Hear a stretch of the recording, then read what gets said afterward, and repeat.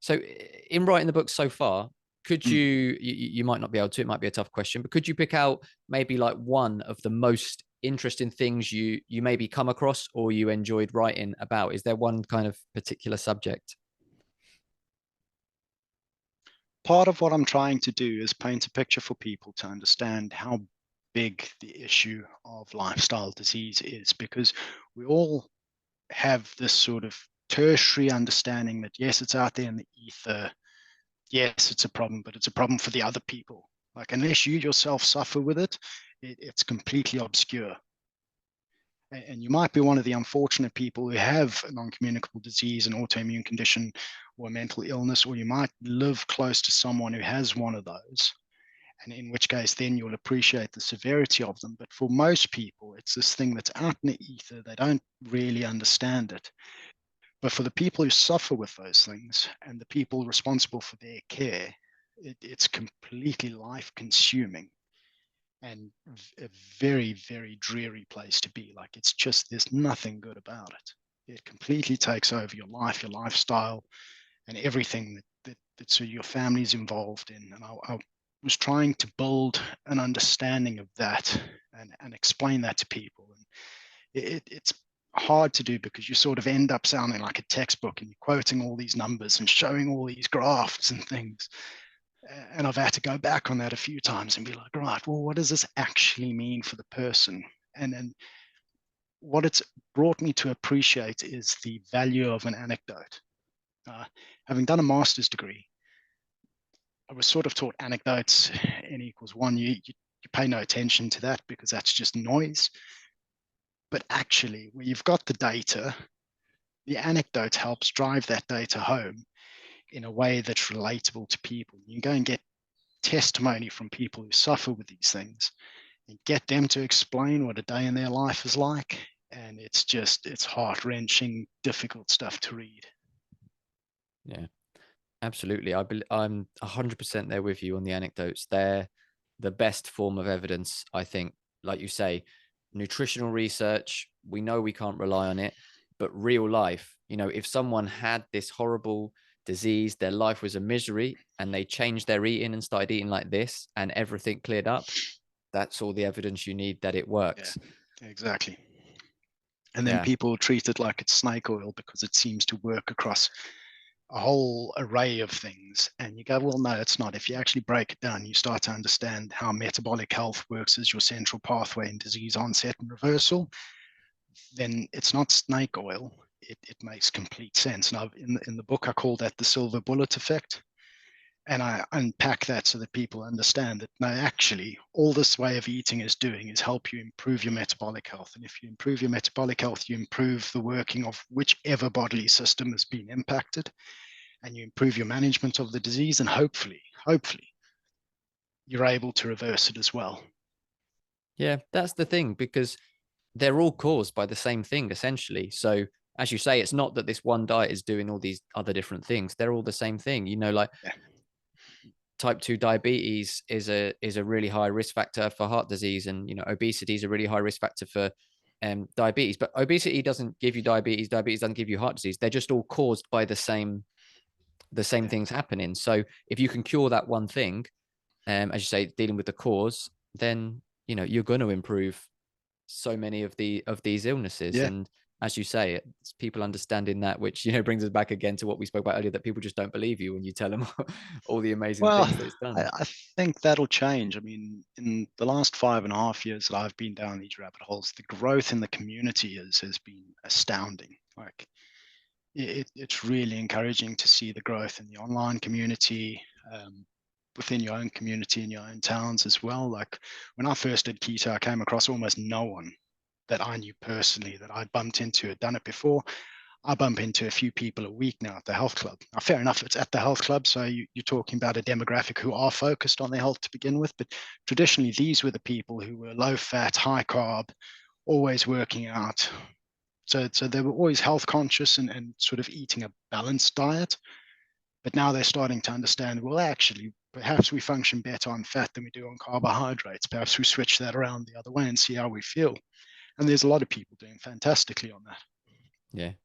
Yeah, I've noticed. As I say, it's only been a couple of years that I've been in the space as a whole, and I have seen it growing quite a bit. And there's more and more information out there. Obviously, you've got places like YouTube are trying to restrict it now, but there's plenty out there, and hopefully, it's gaining so much momentum that they won't be able to stop it, Yeah. because it's doing great. And I think that one of the things that really helps it is that it works. Yes. That you have all these people that are eating from all different backgrounds, and they're eating this way, and the reason why is because it works. If I mean, it is crazy. It goes against everything we've ever been told. Obviously, it's not crazy in terms of looking at what humans should have, but in Yeah. terms of what Yeah. we've Yeah. grown up with, it's crazy. Everyone who isn't on board with it will push back against you, and you're not worried about this and that. So Yeah. if it wasn't working, why would anyone eat that way? It Yeah. works. Yeah.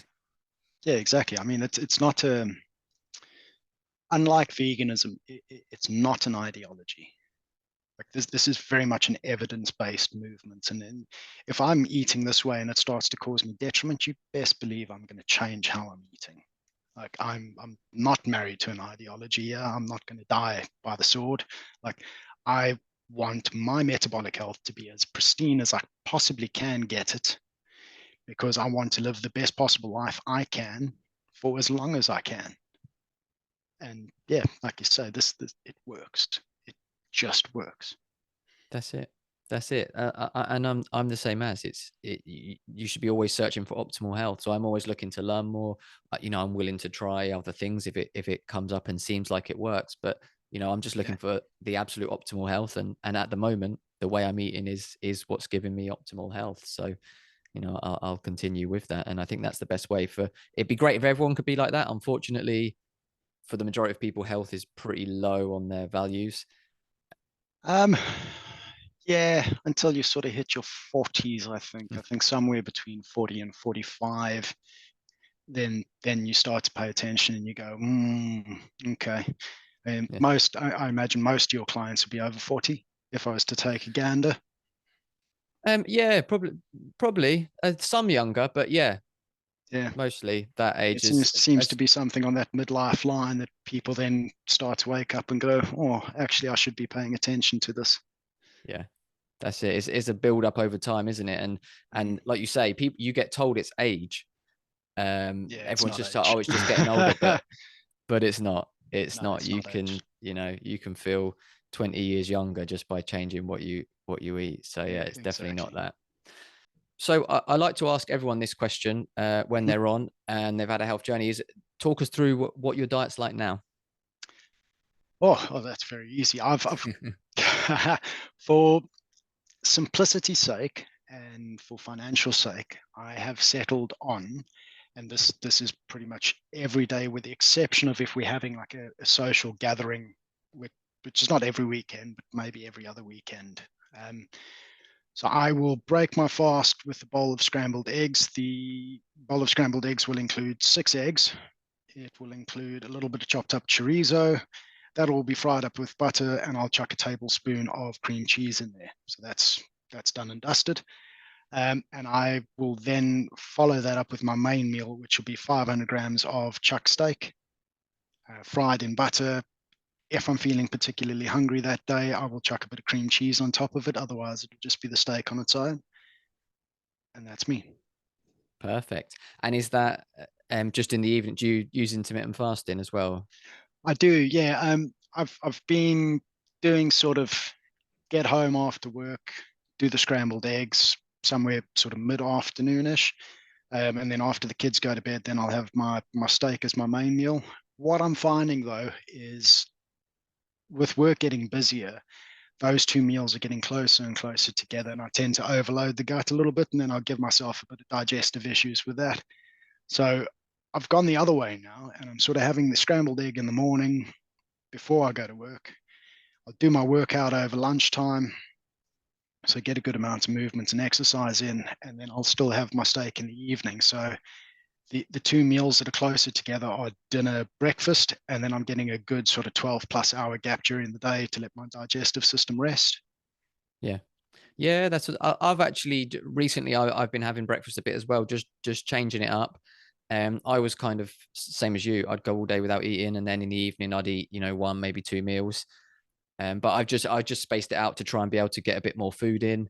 Mm. Just my personal goal at the moment is I'm looking to just add a bit more muscle. So I've just been changing it up. And like you say, it's good to always be doing that exploring and seeing what works best for you.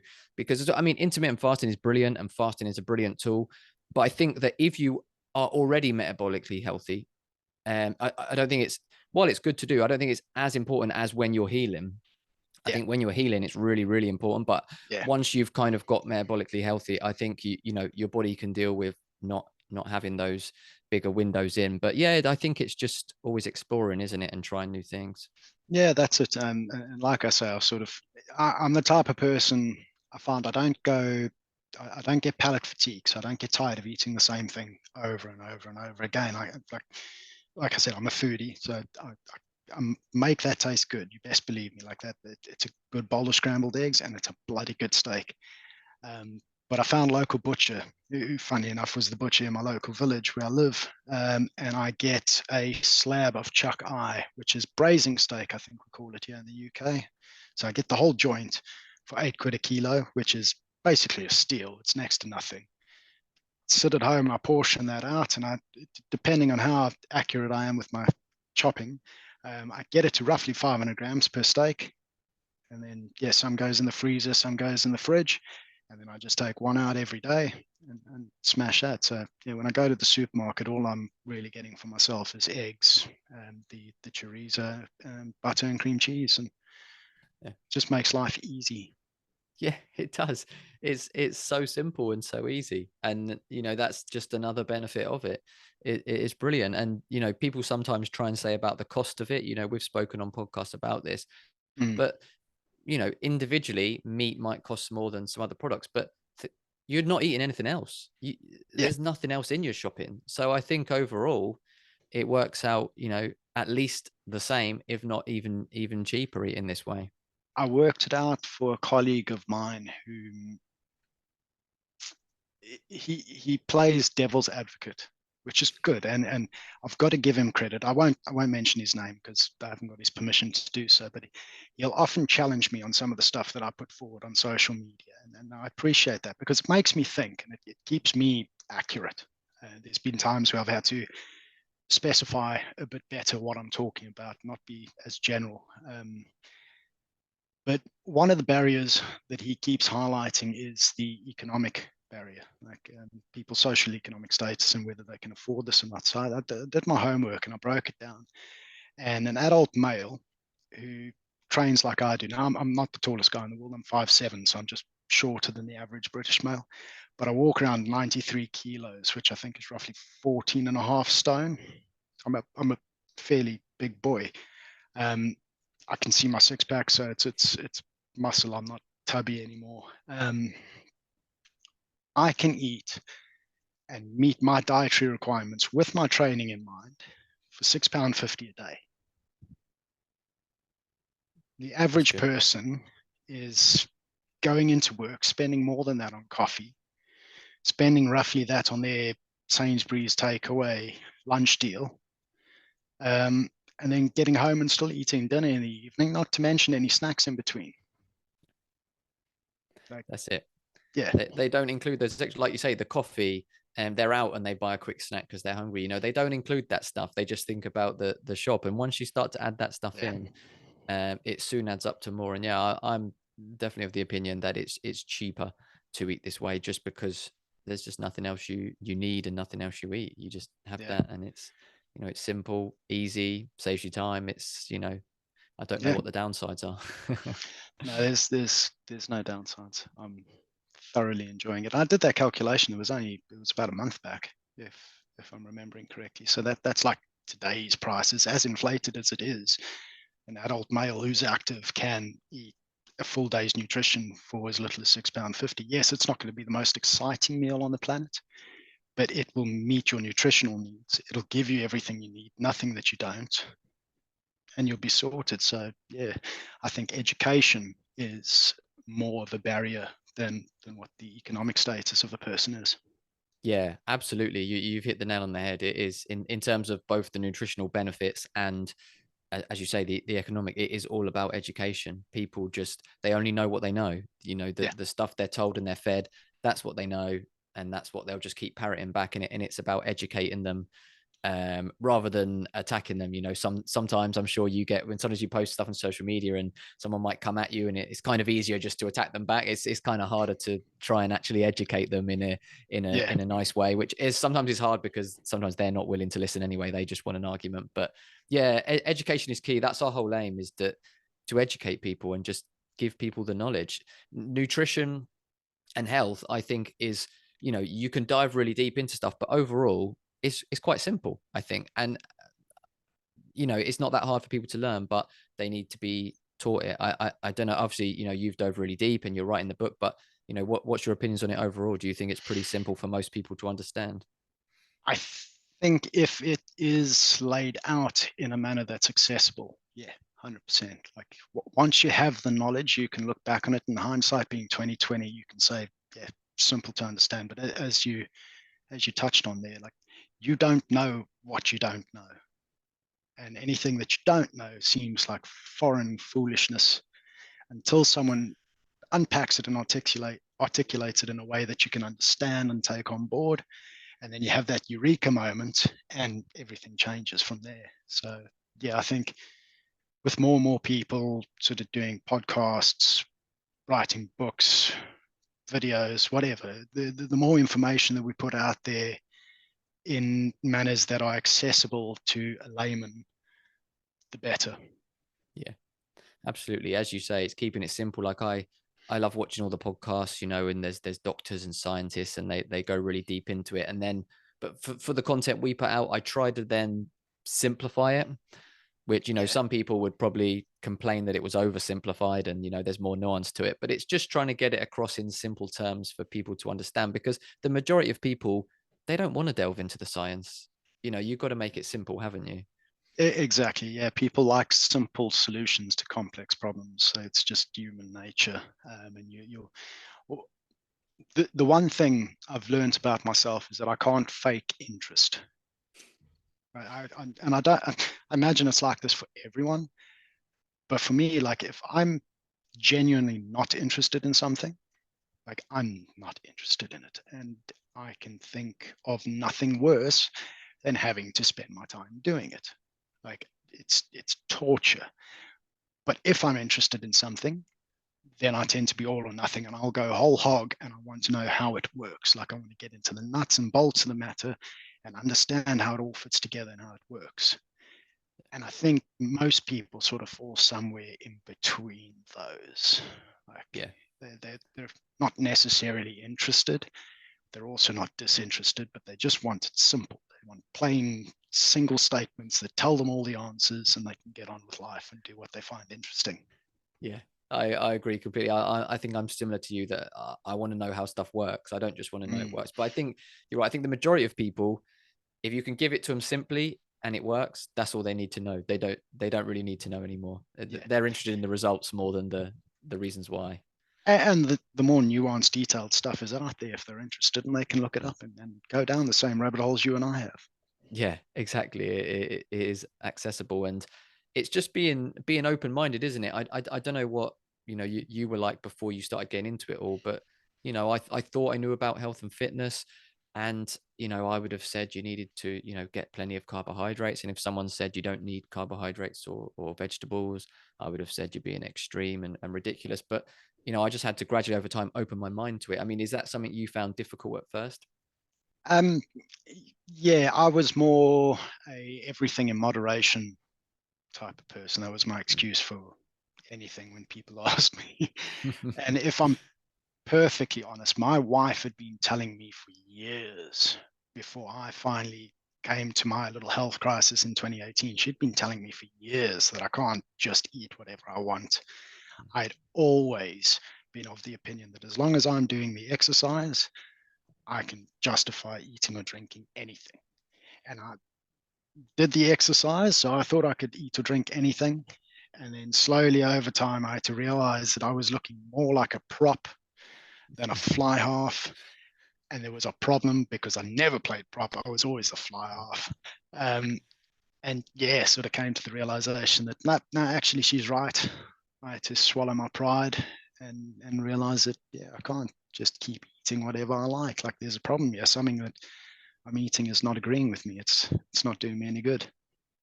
Yeah, absolutely. And that kind of brings us on to another subject we could touch on quickly with the calories, which is Mm, something that people get very confused about, and a lot of people don't understand. As you said, you thought you could eat whatever you wanted and exercising would be fine, which is the calories in, calories out model. But yeah. obviously it doesn't actually work like that, does it? Well, again, nuance being what it is. So if you want to lose weight and that's the only goal, then yeah, calories in, calories out is partially accurate in that if you have a calorie deficit, you will lose weight. That's just physiologically how it works. And that is the truth. However, when you understand the importance of metabolic health and how this plays into the working of all your internal systems, doing the job that they're supposed to do for your optimal health and your overall health, then actually it's not about the calories. It's about the nutrition that you're getting. Are you getting the essential macronutrients? Are you getting the essential micronutrients? How much of what you're getting is unnecessary? How much of what you're getting is actually bad for you? How often are you exposing yourself to that? What impacts is that having down the line? Are you building up a toxicity? It becomes far more complex than calories in, calories out. The bottom line is you cannot eat whatever you feel like eating, whenever you feel like eating it, as often as you feel like eating, and in as much as you want to eat, and expect optimal health. Yeah. If you're eating the wrong thing, if you're eating the right thing, you can, because your body is actually incredibly intelligent and it will tell you when you're hungry. It will tell you when you're full. It will give you signals of what to eat, how much to eat, and when to stop. And you can eat to satiety and not worry about it. I don't count calories. I don't worry about that. I pay attention to my macronutrients. I make sure that I'm getting all the essential fatty acids, I'm getting all the essential amino acids, and I'm getting them in the right ratios too. Everything else takes care of itself. Yeah. Yeah, absolutely. I don't count calories either. And I've been recently, I've been trying to up the amount I'm eating because I want to, as I say, I want to try and put on a bit more mass. And I find it really difficult to actually gain some weight eating like this. I've been eating, huge amounts, and it's really hard to actually gain weight. I think eating like this, you need to gain weight, you need to exercise with it because the weight you gain is going to be muscle, Lean mass, yeah. which I had a little injury for a while, but I've been up in my exercise recently as I look to. But yeah, it's what you eat is so important. I used the example when I was speaking to someone the other day about this, and I said if you get two identical twins, they're genetically completely similar, and they do the exact same activity for 2 weeks. One of them eats 2,000 calories of chocolate and donut. The other one eats 2,000 calories of meat. They're not going to end up the same way, Mm, because it's what you eat and how it interacts with your body, with your hormones. 100%. Insulin is of course super important with that. And an example I always bring up for people who try and argue about the calories is type 1 diabetics. I mean, type 1 diabetics that aren't being given insulin, doesn't matter how much they eat, they can't put any weight on Yeah, because they don't have any insulin.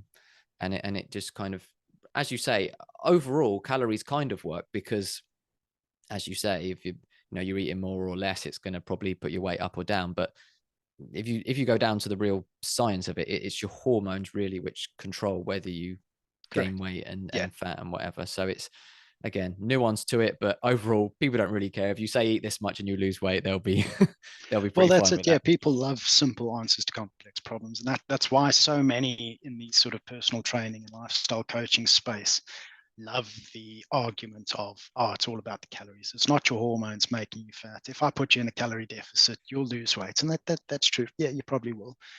But the amount of white knuckling and willpower that you're going to have to apply to maintain that calorie deficit, and whether you can maintain that long term and avoid the yo-yo that comes with diet, crash diet, yeah, no, my money's 90% of people won't be able to sustain it. Yeah, absolutely. And they can't sustain it from willpower, and also their health's going to suffer because I think it was the food companies really that went big with the calorie thing, because they've fooled everyone. People don't care about the nutrition in food. It's all about calories. It's like, oh, it's 100 Exactly. calories, I'll have that. Yeah, but what's in Yeah. it? Yeah, it's It's 100 just empty calories that give you zero essential nutrition. Like it's as good as eating poison. It's just not good for you. exactly. And then people wonder why they've eaten so much and they're still hungry. It's because you didn't Yeah, give your body anything. Your body requires nutrition. Like I even your body doesn't really require calories, it requires nutrition. yeah. Calories is just a measurement that comes with it, but it's the nutrition. And if you give it the nutrition in a small amount, then that's all your body will require. Mm, And eating nutrient dense foods like we do makes it really simple. it does, yeah. The other problem we have is hyperpalatable foods. Mm, The amount of research that's gone into that. I mean, it scared me when I first came across it. I think it was Dr. Sean Baker, one of his episodes. He started speaking about hyperpalatable foods and the amount of money that the food industry, individual companies spend on hitting bliss point. And for listeners who don't know what that is, there's a particular ratio of it's fat to carbohydrate to salt that triggers a dopamine response in your brain. And the bliss point is the point at which that dopamine response overrides your hunger and satiety hormones. And you just eat more and more and more and more because you've blunted your internal signaling to say, okay, I've had enough. And the brain is a dopamine junkie, loves dopamine, just wants more, more, more, more, more. So like for me, ice cream, dear yeah. goodness, like ice cream is a problem. I can't do just a little bit of ice cream in a bowl. Like if there's a tub of ice cream in the freezer, if I have one teaspoon, I'm going to eat the whole thing. I might not do it all right there and then, but I guarantee you within the next 4 hours, that thing's done. Yeah, that's the thing. Like these food companies, they have a whole team of scientists that are literally their job is just to find out how to get you addicted to their Yeah, products. yeah, just to It's hit that bliss point. yeah, they're more of a drug company than a food company. And of course, I think most of the sugar industry was taken over by the tobacco companies, wasn't it? Um, I've years not ago come when across that. Yeah, yeah, so I know that they use the same marketing strategies, same tactics. Yeah, yeah, yeah. I think it was I can't. I've seen on a couple podcasts. I can't remember which ones, but yeah, basically when they started to bring in restrictions on the tobacco industry and started to agree that it was bad for people's health, they then bought up the sugar companies, and as you that's say, they use the interesting. Yeah, exact same tactics of getting yeah, people addicted. And that's another rabbit hole to go down, is the whole food addiction thing, which there's still a lot of people that I think in the UK that's still not classed as a real thing, food addiction, that they don't. yeah. It's very controversial. Eh? Lots Mm, of people sort of sneer at the idea that you can be addicted to food, but when you start to look at people's food habits, it's like, yeah, oh, man, like you replace that with a pill, you're abusing that thing. yeah, absolutely. It's true, and it ticks all of the. I think there's seven things you look for in addiction. Mm. And it ticks all seven. And I think some countries are starting to accept it as a real addiction. But in the UK, officially, there's alcohol, there's drug, there might be some others, but food is not recognized as one yet. But it definitely is a real thing, and is an issue. Yeah, yeah, no, 100%, and that's part of what I'm trying to address with the book. So yeah, it'll be some time before I've completed it, um, because I want to make it as accurate and helpful to people as possible. I wanted to publish it by the end of this month. That's not going to happen. I think it'll probably be toward the end of the year rather. Um, but yeah, it's helping people understand how to eat as a proper human should, and how that helps them overcome like battle with whether it's your battle with weight, whether it's a particular lifestyle disease, whatever it is. Like the power of just getting your nutrition right is immense. Yeah, I agree completely. It is. And I think until you experience it yourself, you don't really understand quite how powerful it is, which is why everyone should at least give it a try, Yeah. and see how it works for them. That's awesome. Let us when it comes out. Make sure you let us know. Oh I'll yeah, I I'll, will. I'll definitely get a I will. copy. We can shout it out on the podcast. That's awesome. I'll look forward to that. And thank you once again for your time. I've had a great conversation. I hope that you've enjoyed yourself as well. Yeah, it's been awesome. Thank you, Ryan. I've appreciated this. It's been a privilege. Awesome. I will. Do you want me to? I can also share your links in the show notes and stuff, so people can follow you and keep up to Yeah, date with when the book's coming out. yeah, yeah. Yeah. That's awesome. I'll drop you a message with them on. I've got a Facebook page for the book itself, and then obviously I'm on LinkedIn. So yeah, we'll connect and go from there. Awesome. I'll get them in the show notes. It's been an absolute pleasure to speak to you. I hope everyone has found this educational and interesting as I have. So we'll see you all again next week, and let's get optimal together. Hey guys, thank you so much for tuning into the show. I really hope that you enjoyed it. If you have any questions or topics you'd like us to cover on the podcast, or you'd like to appear on it, then please contact us at hwpoduk@gmail.com, on our website, which is healthwealthuk.com, or on any of our social medias, which are at hwpoduk. Please make sure you like, subscribe, share it with all your friends and family, and we will see you next week.